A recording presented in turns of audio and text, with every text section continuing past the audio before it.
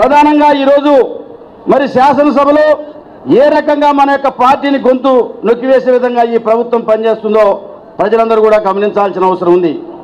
ప్రజాస్వామ్యబద్ధంగా తెలంగాణ సాధించుకున్న మనం ఏ ప్రజా ఉద్యమాలనైతే ఊపిరిగా తీసుకొని అధికారంలోకి వచ్చి తెలంగాణ సాధించుకోవడం జరిగిందో ఈరోజు టీఆర్ఎస్ పార్టీ ప్రజా ఉద్యమాన్ని గౌరవించలేని పరిస్థితిలో ఉద్యమాలు చేస్తుంటే రౌడీలుగా, గిట్టుబాట్ల కోసం ఆందోళన చేస్తే రైతులకు సంఖ్యలు వేసి దేశంగా చిత్రీకరించే ప్రయత్నం ఈరోజు టీఆర్ఎస్ పార్టీ చేయటం జరుగుతుంది. కానీ ఏ ఉద్యమాల ద్వారానైతే ఈరోజు మనం తెలంగాణ సాధించుకున్నామో ఆ తెలంగాణని గౌరవించలేకుండా ఒక నీలో చక్రవర్తి లెక్క ఈరోజు కేసీఆర్ యొక్క పరిపాలన కొనసాగుతూ ఉంది. అందుకనే ప్రజాస్వామ్యవాదులందరూ కూడా ఏకతాటిపైకి రావాల్సిన అవసరం ఉన్నది.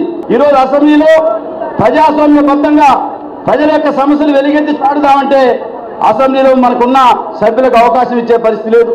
మరి ముస్లింలకు సంబంధించిన రిజర్వేషన్ కానివ్వండి, లేదా గిరిజనులకు సంబంధించిన రిజర్వేషన్ విషయంలో కానివ్వండి, భూసేకరణకు సంబంధించిన విషయాల మీద కానివ్వండి, రాష్ట్రంలో రైతాంగం గిట్టుబాటు ధర కోసం చేస్తున్న ఆందోళన విషయంలో కూడా మాట్లాడే దానికోసం అవకాశం లేకుండా మరి ఒక సమావేశానికే ఫలితమయ్యే సస్పెన్షన్ని మరి పొడిగించుకుంటా వచ్చి శాసనసభలో ఈరోజు వ్యవస్థను మొత్తాన్ని కూడా టీఆర్ఎస్ భవన్గా మార్చిన చరిత్ర కేసీఆర్ గారికి ఉంది. అదేవిధంగా ఈరోజు ధర్నా చౌక్ విషయంలో కూడా అదే ముఖ్యమంత్రి గారు ముస్లిం రిజర్వేషన్ కనుక పార్లమెంట్ ఆమోదం చేయకపోతే నేను ఢిల్లీలో జంతర్ మంతర్ దగ్గర యావత్ భారతదేశాన్ని కదిలించి ఆందోళన చేస్తామని చెప్తున్నాడు. ఆయన ఆందోళనకే ఢిల్లీ జంతర్ మంతర్ కావాలి, ఈ రాష్ట్రంలో వైఫల్యాల మీద ఆందోళన చేస్తామంటే మనకి ధర్నా చౌక్ లేకుండా చేసే పరిస్థితి ఏ రకంగా ఈ ప్రభుత్వానికి సమంజసమని అర్థం చేసుకోవాల్సిన అవసరం ఉన్నది. అదేవిధంగా పోలీసు వ్యవస్థ కూడా గతంలో ఏ ముఖ్యమంత్రి కూడా వాడని విధంగా ఈ ప్రభుత్వం ఇంటెలిజెన్స్ వ్యవస్థను అదేవిధంగా పోలీసు వ్యవస్థను ఏ రకంగా వాడుతుందో మనకు తెలుసు. ఒక ప్రజాస్వామ్యబద్ధంగా ఒక నిరసన కార్యక్రమానికి అవకాశం ఇస్తే అదే రోజు దానికి పోటీగా ధర్నాకు అవకాశం ఇవ్వటం, ఆ ధర్నాలో మరి ఎవరు ప్రజలు లేకపోతే స్వయంగా సాక్షాత్తు ఒక సిఐని, మహిళా కానిస్టేబుల్ని, మఫ్టీలో కొంతమంది పోలీసులను పెట్టి ధర్నా చేపించే దుస్థితిలో ఈ కేసీఆర్ ప్రభుత్వం ఉందంటే ఏ రకంగా ప్రజా ఉద్యమాన్ని ఈ ప్రభుత్వం అనుస్తుందో మనం చూడాల్సిన అవసరం ఉంది. పోలీసులు ఏ రకంగా ఉన్నతాధికారులు తమ యొక్క ప్రాపకం కోసం పదవులు కాపాడుకునే దానికోసం తొత్తులుగా వ్యవహరిస్తున్నారో ఈ సంఘటనను బట్టి మనం అర్థం చేసుకోవాల్సిన అవసరం ఉన్నది.